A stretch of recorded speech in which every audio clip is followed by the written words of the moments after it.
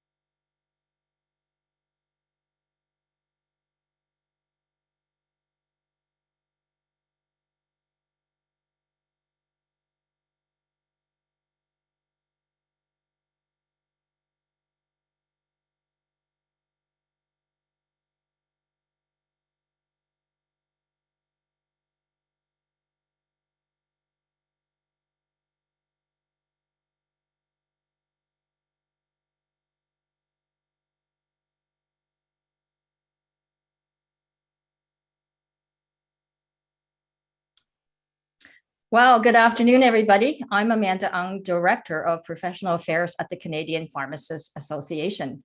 Thank you for joining us today. First, I'd like to acknowledge that we're meeting today virtually from coast to coast on ancestral and unceded territory of all the Inuit, Métis, and First Nations people who have been stewards of this land for generations, and we honor and acknowledge them. To get us started, I'll run through a few housekeeping notes. Next slide, please. Today's session will start with a brief presentation and 3 case studies. Then we're going to have a panel discussion and a Q&A with the audience. So as an audience member, if you have a question, please type it in the Q&A box. And at any time, somebody is going to answer your question. And most of the questions, though, we're going to answer at the end. This session is not accredited, and we will give you an email at the end that confirms your attendance of this session.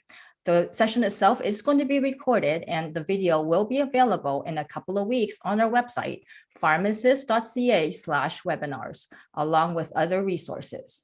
Finally, when the webinar is over, please don't close the window. There is going to be an evaluation survey that's going to pop up on your screen, and we would love to have your feedback for future webinars. All right.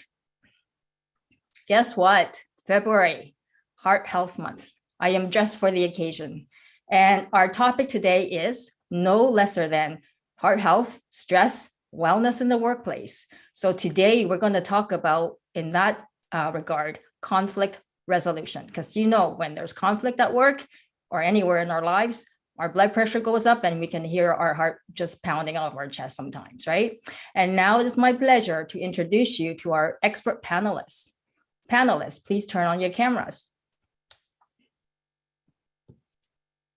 All right, so what we're going to do is something a little different this time. I'm going to actually go to the panelists one by one and ask them to introduce themselves. So I'm going to start with Afsana Gibson-Chowdhury, our expert mediator. Afsana. Hi, everyone. It's a real pleasure to be here today. A little bit about me. As Amanda introduced me, I am Afsana Gibson-Chowdhury. I am a lawyer trained in the UK. And in Canada, I work as a mediator, somebody who resolves conflicts outside of the courtroom. I have been mediating for almost 5, nearly 6 years now. And I mostly do commercial cases and civil litigation cases, and some employment cases as well. And outside of that, I'm also the co-founder of a new non-profit organization called the Diversified Dispute Resolution of Ontario. Thank you. Thank you, Afsana. Next, we have the amazing Karen Agro. And I've known Karen for a long time. So she's somebody I've always looked up to and admired. So Karen, no pressure. Thanks so much, Amanda. It's a pleasure to be here. I'm just so excited to share this virtual stage with you all. I'm a community pharmacist by training and still in practice. I've also been a consultant to the pharmaceutical industry and still actively doing that for the past 25 years. And more recently, I've also looking at the benefits of music and health and how those two can come together. So I'm a real advocate for that and a speaker on that topic as well. So it's a pleasure to be here, and I'm just so happy that we're talking about this very difficult topic. Thank you, Karen. And last but not least, this person needs no introduction. We have Kiro Massey. Oh, thank you, Amanda. No pressure, I guess. My name is Kiro Massey. I am the founder and owner of Lawler Pharmacy in the Toronto Beaches. I am a full-time pharmacist, and I also do a bit of public speaking, some medical education, as well as student mentoring. I also served as a board director in Ontario College of Pharmacists, and I've served on ICRC and discipline. So that's a little bit about my background. Thank you, Kiro. So welcome to the three of you. It's such a treat for us today, and thank you so much for being here. We're going to start with a brief presentation from Afsana, and then we're going to roll into the case studies one by one. So Afsana, please take us away. Thank you so much. Christine, could I have my first slide up, please?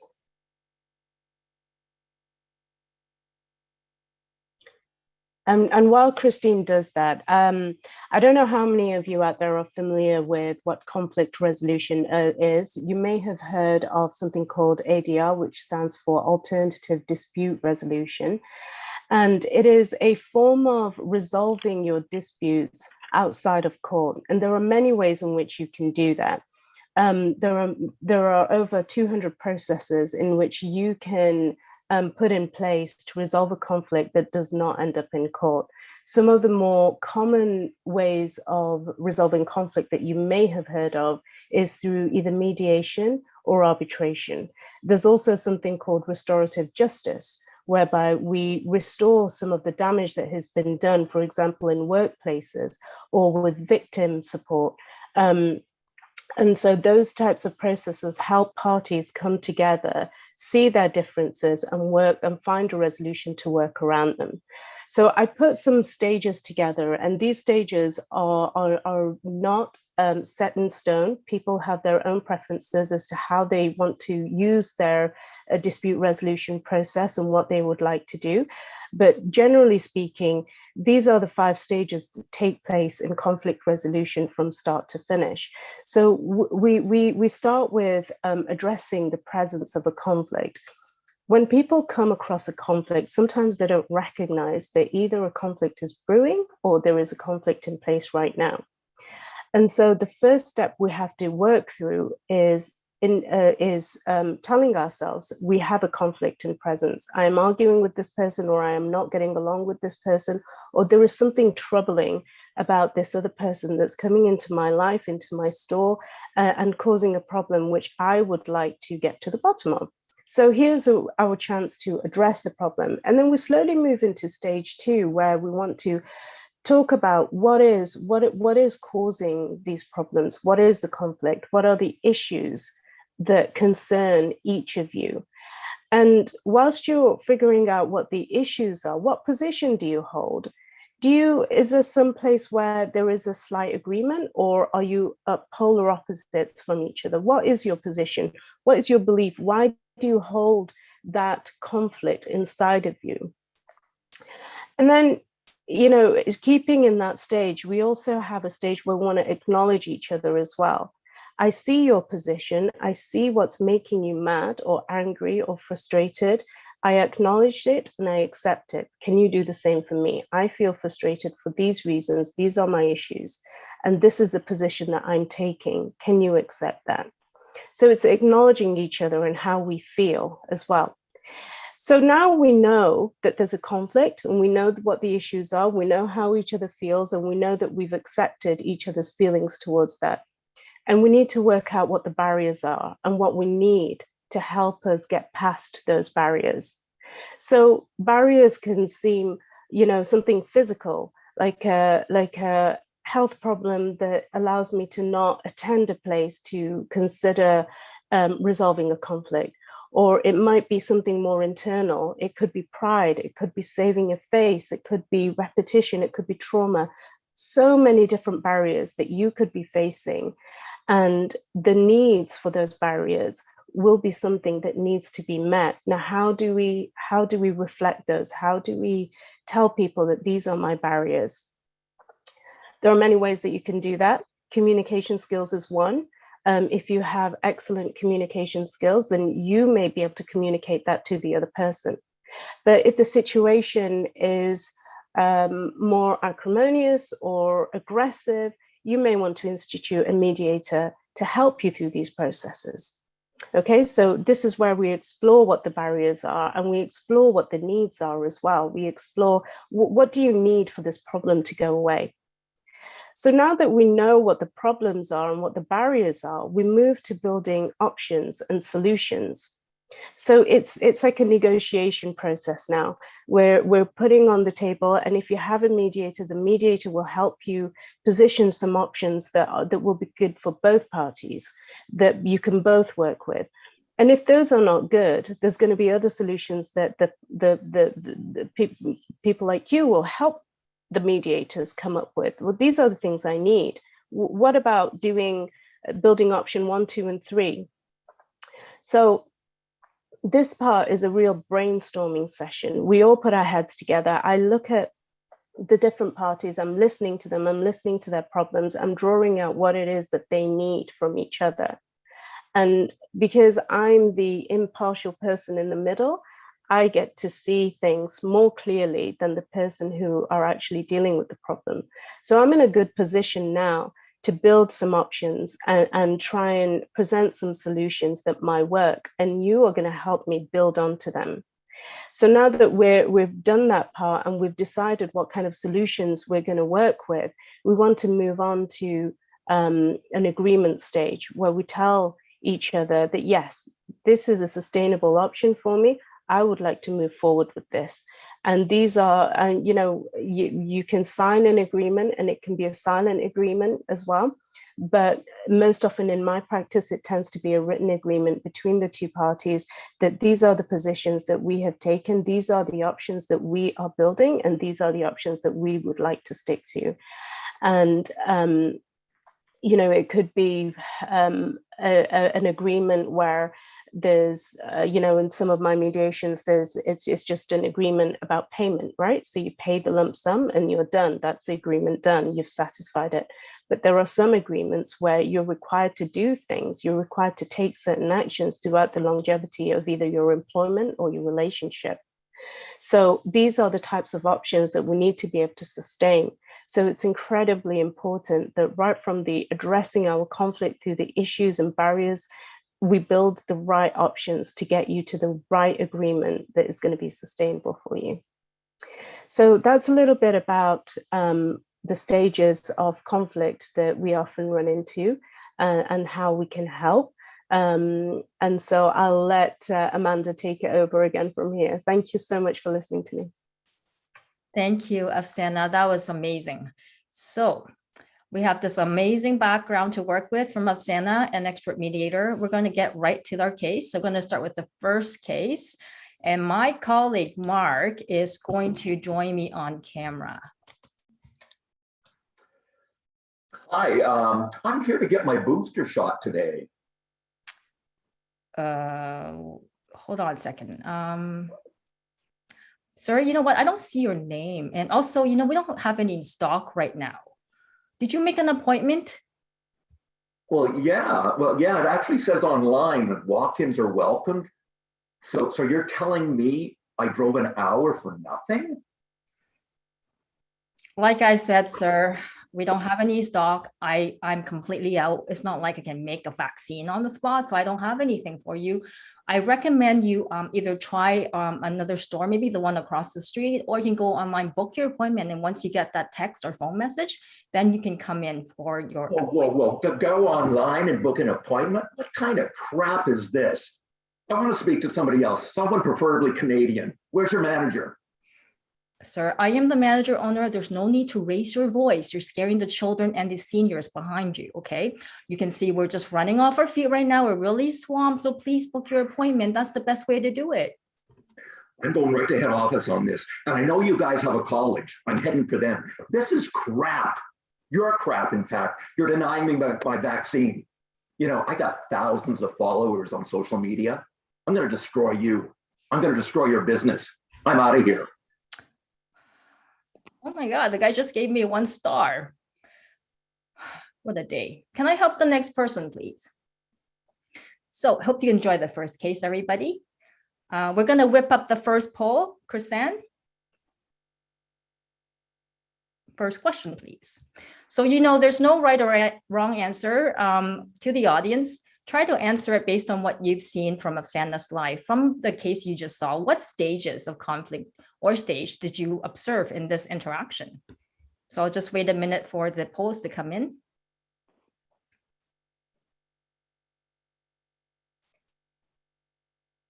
All right, and the results, please, Chrisanne.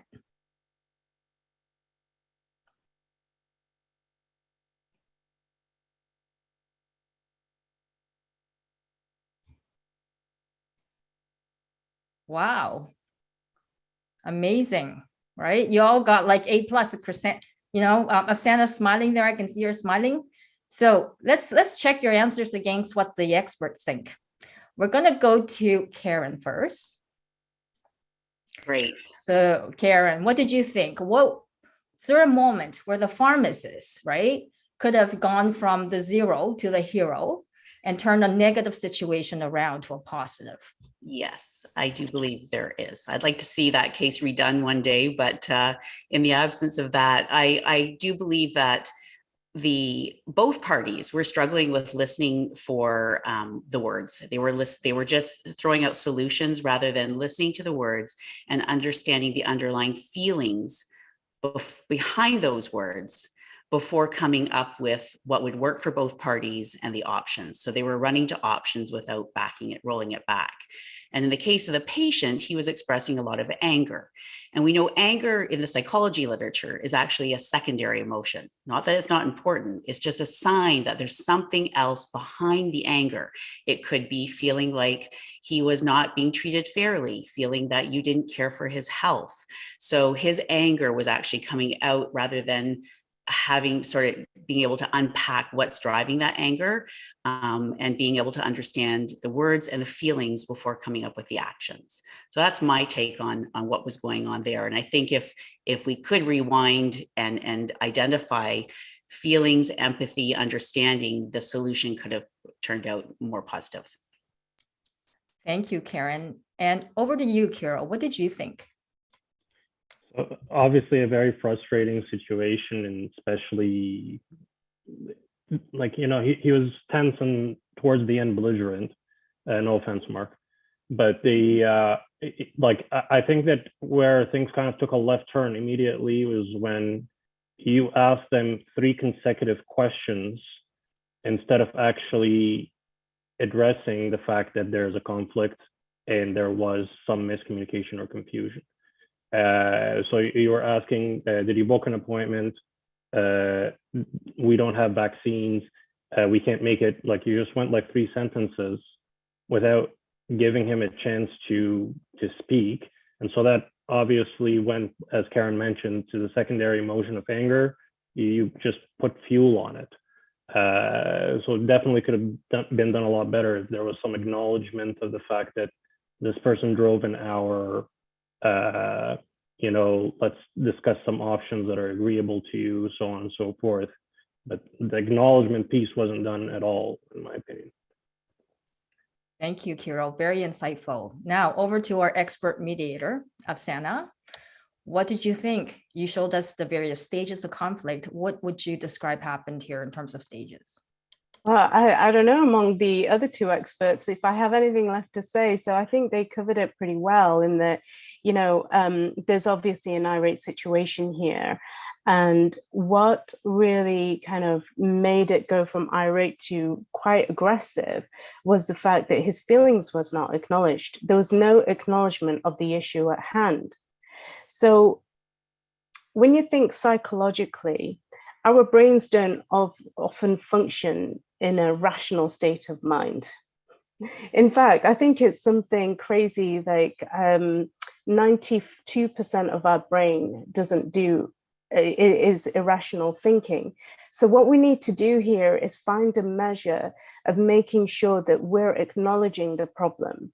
You know, just because it's one removed, it's the customer and not you, doesn't mean that it's not your problem. They're in your shop floor. They're asking you for a service that's obviously very important to them.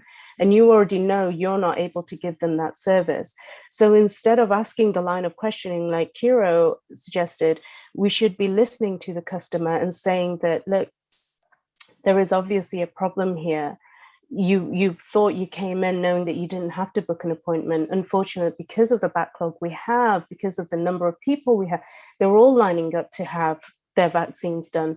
So how about this? And then you go on to building them an option. Book an appointment, let me help you do it. And as soon as you say the words, let me help you do it, they're automatically engaging themselves with you, because now you've got their attention and they've got yours, right? So they're engaging with you and they're putting into place what you're saying will be a good way forward with them. So helping them engage with you by doing things like, give me your name, I'll book the appointment here for you. I've got the website open. It will, straight away, it will get the other person's back down, get them to calm themselves, and then you can move on to having a rational conversation. Thank you. All right, so we're going to proceed to the second case. Now that you've heard what the experts say, this is to the audience. As we're going through the second case, try to work through the stages with us, okay? And you'll be, we'll get to the discussion after, but I just want the audience to actively be involved and work through the cases, okay? So Mark, are you ready? I'm ready. In fact, I'm here with my family for our COVID testing. There are 5 of us. Do you have an appointment, sir? And what is your name? Oh yeah, I actually called yesterday and the name is Ron Charles. Okay, I think I see you. Yes, I do. All right, here's the form for you. It's $40. I'll be back in a minute. I just got to do something else. I'll be right back. What? One form for all of us? No, that form is just for you, sir. I see your name and that's it. And so you didn't book an appointment for the rest of your family. Did you want to book it? I mean, I have openings. Whoa.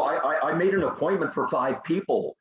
In fact, we're leaving for vacation on Monday. Like, are you serious? Yes, I'm serious. We're fully booked. I can't squeeze you in. But you know what? We have a sister store and they're 5 minutes away. And I know they're really super quiet these days. And so you can go there and they fit you right in, take 15 minutes. But we're here already. I mean, can't you do it for us at the same time? I mean, another pharmacist, has done it before. Come on. Can you work with me? We don't have time to go elsewhere. Sir, you know that lineup behind you? They're all here for the appointment. If I make them wait just to squeeze you in, they're going to be here for 3 hours. Like, how bad is that? Like, how fair is that to them, right? I wouldn't do that. Yeah, but I know, and you will be here all day, and we'll wait in between others until you've tested us all. I mean, that's not a problem. We've got lots of time. But sir, you can't be here all day. We close at 6, and my staff is going home at 6. They've got childcare. Hey, wait. Pick up their kids. How about working faster? Or make sure the other pharmacists can fit us in at the sister store. If I have to take my whole family there now and they can't do it, there's going to be hell to pay. You know what? Yeah, okay. So Julie, my assistant's been calling. Their line is busy, our sister store. You can't go there right now. So I have to ask you to go somewhere else. It takes 15 minutes for the result, and they could probably do all at the same time concurrently. This sucks. I mean, you consider this good service? I sure as hell don't. What's your name? When John ran this place, we never had problems like this. We're never coming back here again. Come on, let's get the hell out of here. All right. So hope you guys enjoy the second case. And at this point, we're going to throw up the second poll. Chrisanne, poll number 2, please. Now, across the provinces, I know the code of ethics is a little different across the provinces. So what I try to do is kind of summarize it, and you're going to see buckets, right? Where the code of ethics in your own province would be bucketed. So to your best ability, what elements of the code of ethics did you actually observe that would have been important in this case as the pharmacist worked with the patient, that they consider this and have this at the back of their mind? So I'll wait for a minute as you submit your polls.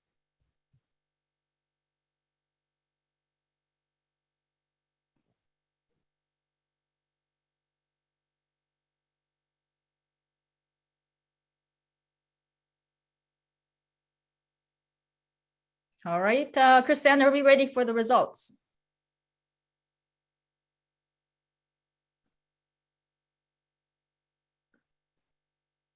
Very interesting, very interesting. I see benevolence, accountability, professionalism, respect. Yeah, there's a lack of respect, but nobody thought there was harm to the patient. Very interesting. All right, there's no right or wrong answer. I'm not judging, I'm just summarizing, just for clarity. All right, so over to the panelists. I'm gonna start with Karen. Karen, what did you think? What code of ethics were applicable here, and why do you think it was important? Yes, I think actually all elements of the code sort of came into play. The pharmacist was trying to do something to benefit the patient, but in the end, it wasn't coming through because of some of the reasons we talked about in case number one, where the anger was showing up and they weren't listening to each other. They weren't understanding their feelings and their mutual needs. So the pharmacist, was here's my needs and the patient's my needs, but they weren't understanding the needs from each other's perspectives. I also think the respect was not quite there. I mean, it was so nice to see no harm trying to happen by the pharmacist having the technician try to find a solution. But I think it was jumping ahead of the game before they could identify what would work for both parties.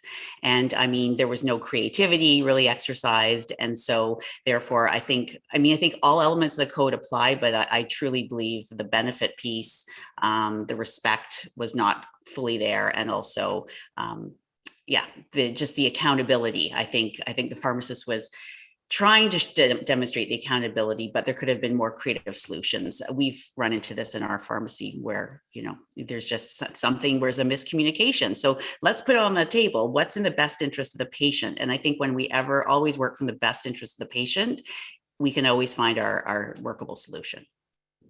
Thank you, Karen. And Carol, what did you think? I think the accountability piece stood out to me the most.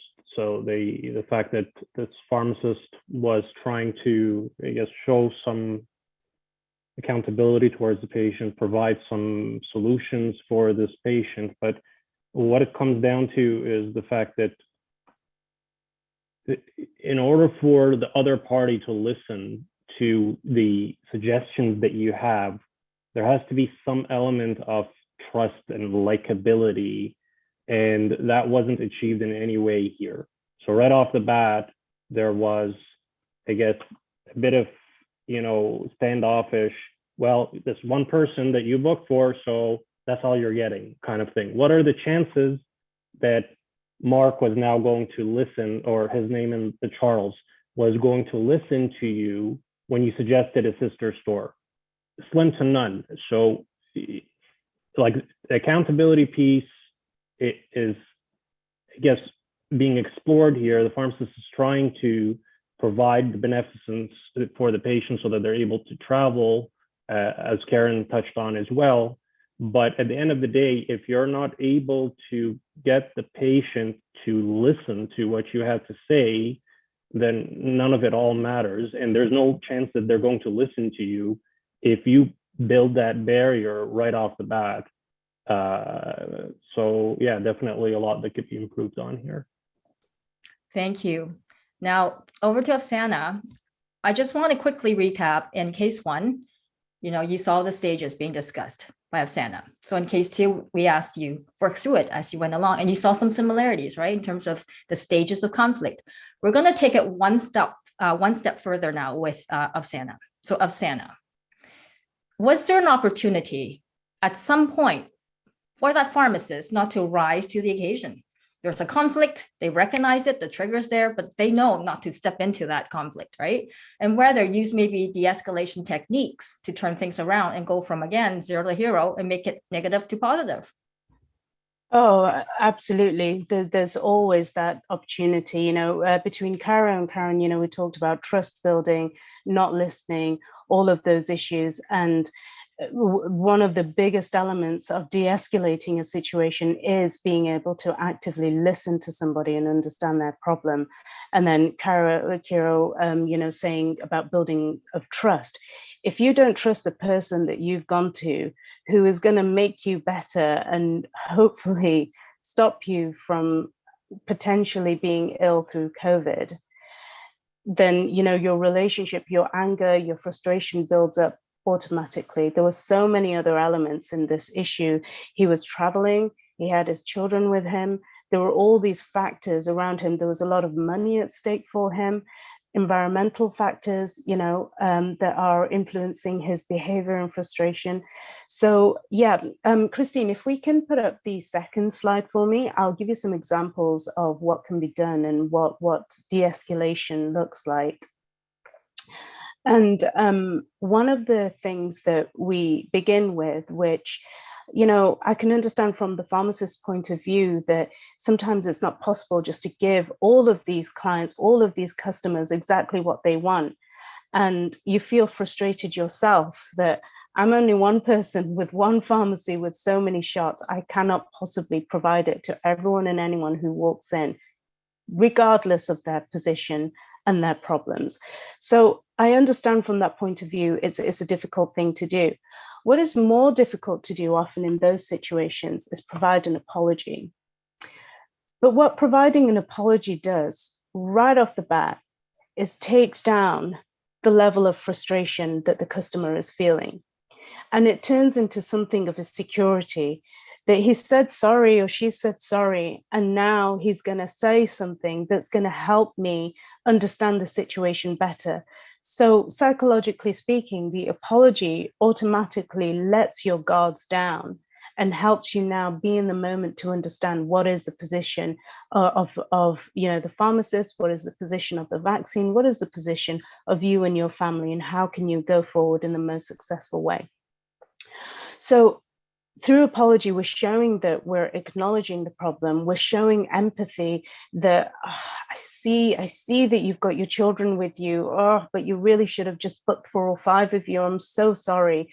This really isn't fair. So when are you traveling? Ask them questions. When are you traveling exactly? You only need so many hours of notice. So where can we fit you in? We have got a sister company, but you may not be able to get a vaccine there. Telling them what their position could potentially be also helps them, because they're also trying to figure out what their next move is going to be. So what you're doing through your apology, showing empathy and acknowledgement, is you're building trust and also building solutions together, rather than saying, hey, why don't you go to my sister company? I already know you're not going to get a vaccine there. So, but I'm going to just tell you to go there anyway. There's a bit more work to do through the apology.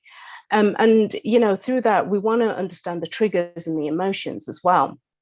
We want to understand what are the factors affecting this person. Are there cultural factors here that are affecting the person? Are there environmental factors? Clearly there are, because there's a huge pandemic at our hands. Everybody's worried, everybody's frustrated, and we've all been in a state of lockdown for a very long time. There may be health factors at risk. One of the children might have underlying health issues. The parents might have underlying health. You really don't know much about what's going on, and you want to find out. You want to find out through your questioning and trying to understand what their emotions are and where they're coming from. So physiologically, they're also very hungry. I see from the case study as well. Not that you should know that, but it's a reminder that we should be taking those into consideration. The weather, is always extreme, at times of the year is extremely cold. What is their position? How are they feeling with that? Have they eaten all day? All of these instances that might be affecting a person's mood must come into motion with them when they bring themselves into the shop. So we have to take those into consideration. And then more about active listening as well. Feeling heard, it can look something like this. Like sometimes when we're angry and we want to hold our position, we fold our arms and we say, no, there's no vaccines here today. Sorry, you're going to have to go to the sister store. But how about say it like this? Oh, you know what? You've come all the way here. That's really unfortunate. We just don't have any vaccines, but what can we do? So using your body language, making them feel heard, repeating what they say, retaining eye contact, all of those elements make the other person feel heard and make them feel calmer and that they're in a secure, safe space with you. So that's all I'm going to say for this one. If you have any questions on that, please feel free to write them down in the box as well. It's a very interesting area to work with in terms of how the methods in which we can use to de-escalate, and that could be anything from a word to a posture to eye contact. It's so simple yet complicated at times. Yes, thank you so much, Afsana. And we're going to continue on with the third case, and she's going to pick up from there, okay? So again, audience, before we go to the third case, work with us through the case as Mark and I are interacting, and think through what you've heard so far from the experts and the panelists, okay? Ring, ring. Good afternoon, ABC Pharmacy. Pharmacist Amanda speaking. How may I help you? Oh, hi. This is Dr. Dave calling. You're the pharmacist on duty there, Amanda? Yes, sir. It's me, myself, and I. Well, my patient, Mike Jones, he just called me and told me you changed his prescription because you don't have the drug in stock. Let me see. I'm typing into my computer. Oh, yes, I remember that, man. Yeah, we had to change his blood pressure drug because it's on this long-term back order. Well, why didn't you fax me? I would never have allowed that change. It's not the right drug for him to begin with. In fact, I was going to switch him to another combination drug. His blood pressure is through the roof. I mean, what colossal bad judgment, dear. Wow. Well, sir, we did that a couple of times, and I wasn't always here, but my assistants, the other pharmacists, we all tried. And this documentation shows me we've been trying for a couple of weeks, and the patients that you had COVID, we don't know where you are, and your office is closed. There's no message, no response, and the person needs their drug. We're just doing our best. Yeah, well, I'm not happy about this at all. I can't believe that you changed the prescription without getting my consent. I mean, you're a pharmacist. You don't have the authority to override my decision. Jesus, you put my patient at risk and in harm's way. I'm going to complain to the college for sure. What's your name again? Is Belinda or something like that? Actually, it's Julie. It's Julie, yeah. And I am a pharmacist, and as a pharmacist, I am allowed to practice within my scope, and this is within my scope. It's renewing prescriptions, adapting prescriptions, and before I change it, I assessed the patient, I talked to the patient, we got consent.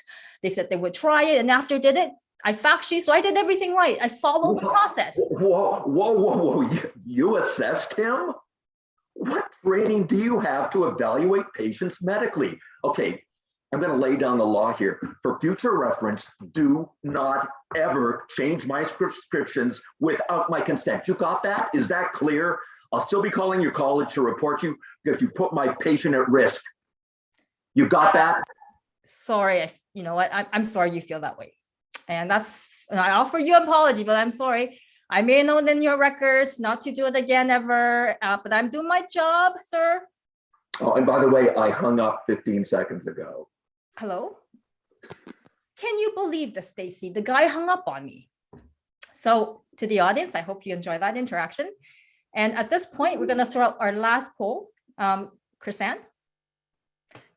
Now, some of you might have heard about this. Some of you might have not have read it. So, NAPRA has been working on this draft principles of professionalism. So I put the categories there for you. So that's pretty self-explanatory. Again, do your best. It's more just to interact with you. What do you think happened here in terms of principles of professionalism? Which of these apply to what you saw? So I'm just going to wait for a minute and we'll look at the results.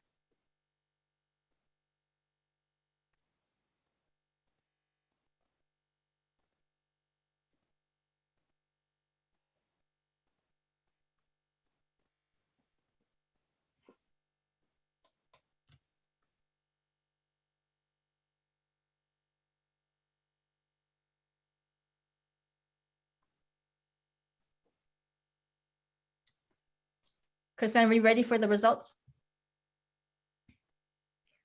Very interesting, right? We have collaboration, caring for the patient, a steward of resources, accountability once again comes up, and trustworthiness, those keywords come up.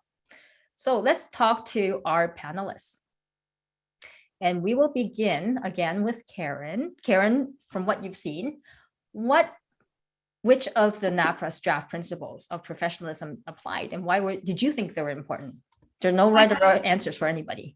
Yes, I mean, the collaboration piece was the big one for me. I mean, what I think the pharmacist did was correct, but how everything got communicated back and forth during that telephone interaction was where things broke down, obviously, and which led to the disagreement and obviously the outcome of the call.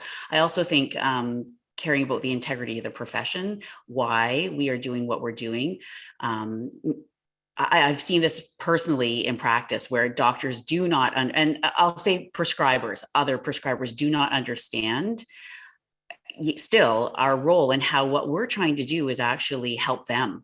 So the patient, again, is the focus, but the fact that we have this additional prescribing authority and the expanded scope of practice, depending on where you're watching this from across the country, what we are doing actually is helping basically other prescribers do their job more effectively. So that's why I think the collaboration piece and the care piece are very important. And then, I mean, to be a steward of a sustainable healthcare system is also important. But again, that got kind of cut off during this conversation. I think there was a lot of me, my, you, your versus we, us in the context of a circle of care for the patient. And what got lost in the communication was the pharmacist's intention was really to help the patient in the absence of the doctor being available. And it could have been just a stopgap measure. Sure, maybe it was the wrong drug. Fine, let's talk about how we can work together so that I can help you do your job more effectively for the benefit of the patient. Thank you, Karen. And how about you, Kira? What did you think about that? Well, great points brought up by Karen. And I think that this is a scenario that a lot of the audience members have seen and witnessed firsthand, especially with all the back orders that happened over the pandemic and, the prescribers that were out of reach for a lot of the time. And so a lot of points do come up. Collaboration, obviously being able to collaborate effectively with prescribers is extremely important. Clearly not happening here very well. Being a steward for a sustainable health system, as Karen mentioned, that's very important as well, because at the end of the day, you have a very strained healthcare system all across Canada, and everyone is trying their best to ensure that it is sustainable for all of the patients that are coming into our pharmacies.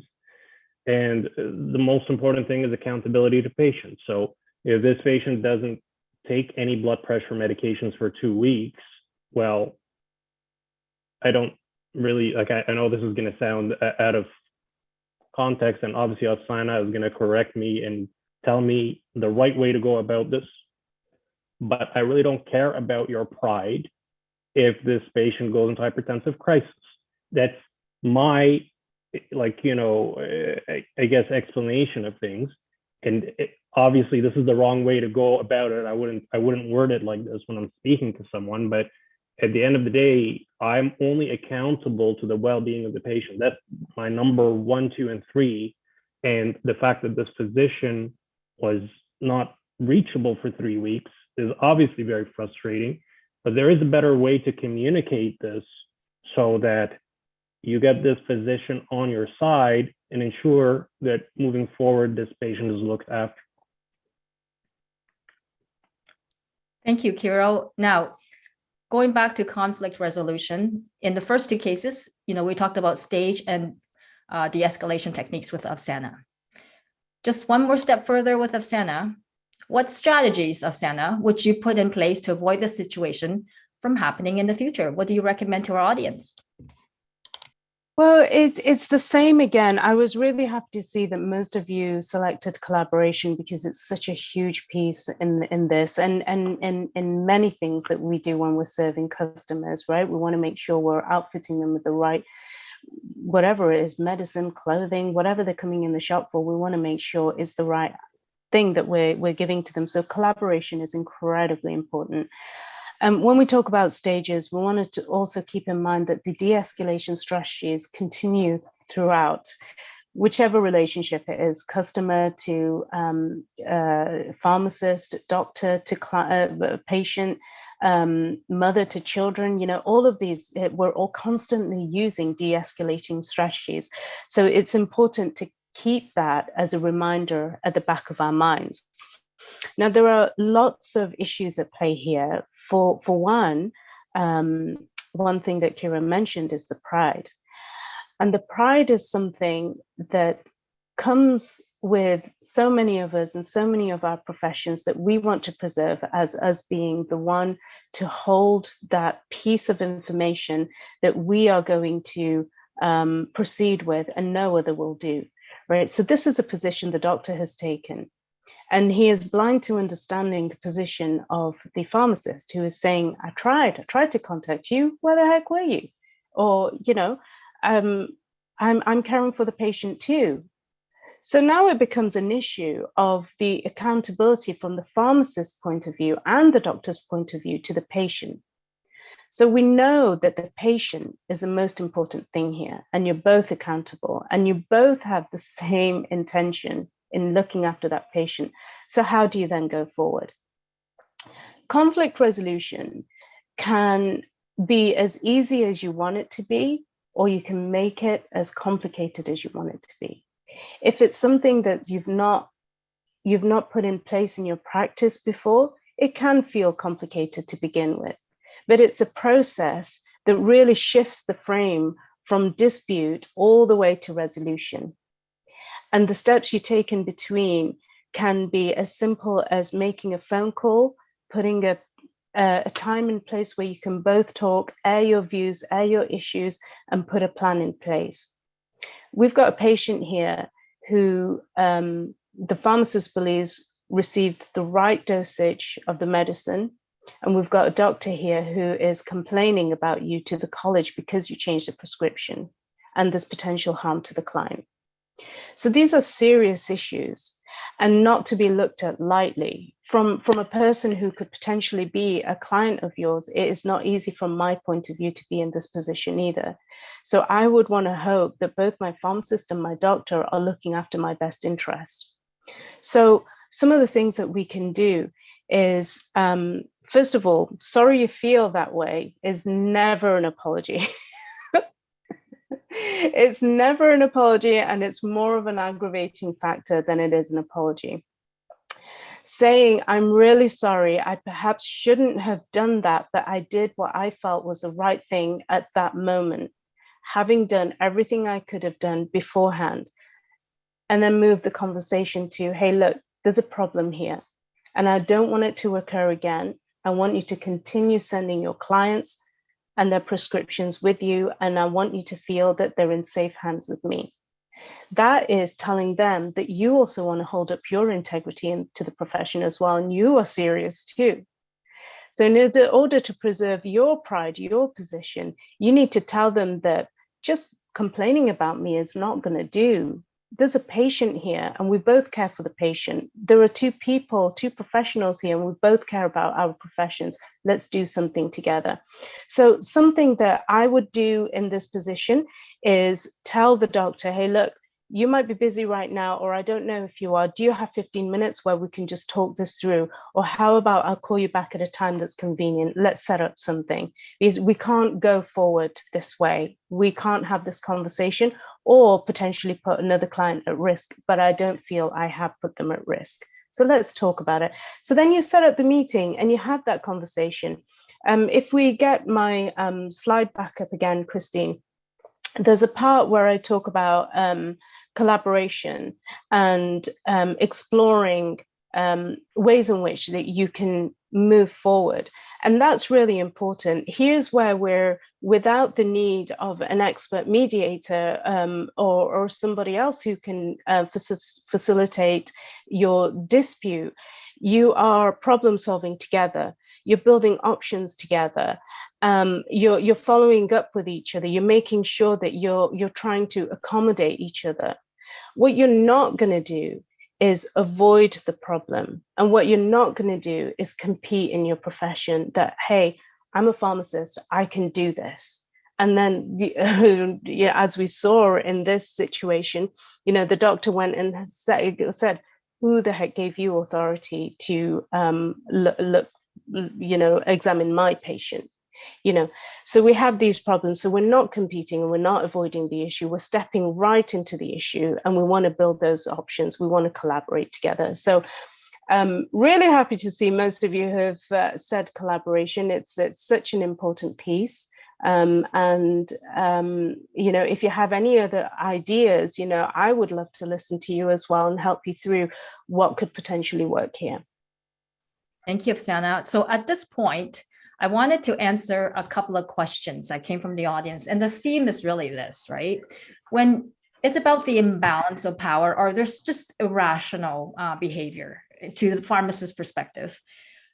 How do you deal with that? I mean, this all seems so theoretical, and Kiro and Afsana were debating a little bit the other day about this, where in the perfect world, these principles apply, right? But then when you are emotionally charged yourself, and they're emotionally charged, there's a lack of rationality at hand here, and there's an imbalance of power, especially. For example, could the patient could be a lawyer, or a judge, or somebody with a lot of power, corporate executive, and you feel like you're this little pharmacist and you're trying to handle this conflict, right? What do you recommend, Afsana? I'll go to her first, since she's already talking about this. I think one of the first things I would do in the heat of the moment, there's a saying where, you strike the iron while it's hot. We want to do the exact opposite of that. We want to let the iron cool down before we step into the problem, because at the heat of the moment, things can come out of our mouths that we didn't mean. Frustration can come out in anger, and those tend to be the more causes of escalating a conflict rather than de-escalating. Now, in conflict resolution, there's also another phrase we use, and it's called go to the balcony, right? When we're stuck, take a few moments, step away, take a few moments, go to the balcony, go outside of your door, take yourself out of that position that you're in, and have a thought or two. Have a thought or two of what you could do could impact the situation in the positive rather than the negative. And that's a really important thing to do. And I do it a lot too when I bump up against two big problems and, something similar to this. I will take my time and go to the balcony and think, what can I do in terms of my option building and solution provisions that will really benefit both these people? They're both working for the client. So stepping aside and having the moment to think constructively about the issue is really important.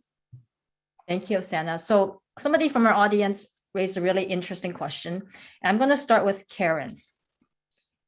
So just a little preface to this one. They're not speaking on behalf of the colleges. They're just voicing their opinion, whether they're a panel member or a member as a pharmacist. Okay, so here's the question is, these conflicts sometimes actually end up at the college, right, as a complaint, a formal complaint. And once that complaint goes in, if they go through that process, it's part of the process, and you have to endure the process, unfortunately. So in your opinion, Karen, do you think the colleges are doing enough to help rectify or rebalance the imbalance of power, or in the eyes of the pharmacists, they feel like they've been wronged? They're the ones who are victimized. What's your thoughts around that? How are we doing? The question is, how do I feel the college is doing in terms of addressing the perceived power imbalance, where when a complaint comes in, the pharmacists feel like they've got no power to fight back? Yeah. And my heart goes out to any pharmacist who has had to go through that process, because obviously the college is there to protect the best interest of the patient, recognizing they can't do that without us as the pharmacists. So it is a tangled web. I do believe the college is doing their role, and I believe they are advocating on behalf of the patient, which rolls back then to the pharmacists. But unfortunately, the process is the process. I've known colleagues who have gone through it, and it's not an easy process. But remembering, I think that we're talking about a situation that they're trying to analyze. They're not attacking the person. It's just the situation. The situation usually comes about because there's a process of people. It just so happens the pharmacist is the period at the end of the sentence. That's where it stops, right? But rolling that back, there's a whole sentence that led up to when that event happened. And so they're trying to untangle that. So I think as pharmacists, I know if I ever had to go through that, I would have to probably tell myself, remind myself that it's not about me, it's about the situation, and looking at it from that perspective. So in a short answer, yes, I think they're doing what they have to do. I think we have to look at it differently as a profession. And I think this is the beginning of a continued trend, because our role is changing. Like we are, we're moving forward as a profession, which is a good thing. Thank you, Karen. And Kiro, do you want to weigh in on this one? So I think that a lot of great points were brought up. I really like Asana's points, and I like having someone like Asana in the panel because I'm tired of hearing myself speak. Like my opinions are like kind of my opinions, and how I would have handled this situation may not have been ideal, but there are some things that she said that struck me, like, the first sentence saying to the doctor, there is a problem here. So recognizing that there is a problem, kind of stepping out and saying things like, you seem busy. Obviously, like this makes perfect sense. He was away for 2 weeks, he had COVID. He's probably busy. He's doing this call while he has a whole bunch of papers on his desk. So recognizing where this person is coming from is extremely important for the dialogue to move forward. But going back to the point that Karen touched on with the college and, complaints and having patients complain against you, or even having this physician saying things that are just demeaning in a way, the way that they spoke, when at the end of the day, you're trying your best and you're trying your best to protect this patient's best interest. I think it's also important for you and your staff to not be fazed by comments like this, and don't let them go inside. So, or even when you get a complaint, it's a process that you have to go through, and I've been through it. A lot of colleagues have been through it. I've witnessed it. But for you to allow it to demoralize you and make you feel like you're bad at your job, that's not okay. So you have to always keep in mind that your overarching goal is to look after your patients, you care for your patients, okay? And whatever is said or whatever complaint that is made should not demean what you're doing or take away from what you're doing, and it will not take away from what you're doing. So just that's one little added point. Like for me, we've had communications that, you would have a doctor go off on a whole rant and a fax back to us because we asked about an interaction, and it's just for documentation purpose. We just wanted to check off and sign, and that's it. And then they're going back at us with, you're disrespecting my 5 years of specialty training and yada yada. And we take these faxes and we put them in the corner of shame, and we laugh at them every few days. That's our way of dealing with it, because we don't want to have comments like this impact us in a negative way, because that will affect our performance as pharmacists moving forward. Thank you, Kiro. So, we're approaching the end of our session, guys. I know it's a lot of fun and it's very sad, but I want the panelists, one by one, as I call them, spend maybe no more than 30 seconds, just giving the audience one final key takeaway they want to leave with the audience today. So I'll start with Karen. Okay, just 2 quick takeaways. Remember, we have to be human under incredibly trying conditions. And so remembering listening and understanding feelings before we actually act and make recommendations. And the other second piece, really ties to Kiro's corner of shame is remembering self-care. That after an interaction, like with doctor, like with a patient, you have to practice self-care, whether it's just going to the balcony, as Afsana said, or taking a quick break, or doing something that can reset your brain, because you have to still go back and serve all those other customers and all those other patients and talk to all those other prescribers. So remember to take time for you. Thank you, Karen and Kiro. Once again, your number one goal is to look after patients. That is your overarching goal. And I know that we've all been through like heck and back over the last 2 years. When you're faced with crisis, you have three options. You can implode, explode, or be upset, recognize that it's a bad situation, and take actions. So you're seeing some very trying times. Just do your best to recognize the conflict or the difficult situation in front of you, objectively realize that it is not ideal, but think of solutions that are within your reach so that you could keep moving forward. Thank you, Kiro. And Afsana, you have the last word. Oh, it's a lot of pressure, eh? I think, again, I would echo what Karen and Kiro have said. And I think one of the things that I would really say is that having a positive communication with a client or with a doctor or other professional makes your day much better too. So stepping into something that's potentially a conflict but has narrowed it down to a discussion is the best way that you can spend your day. All of these long hours that we so appreciate from our point of view that you work.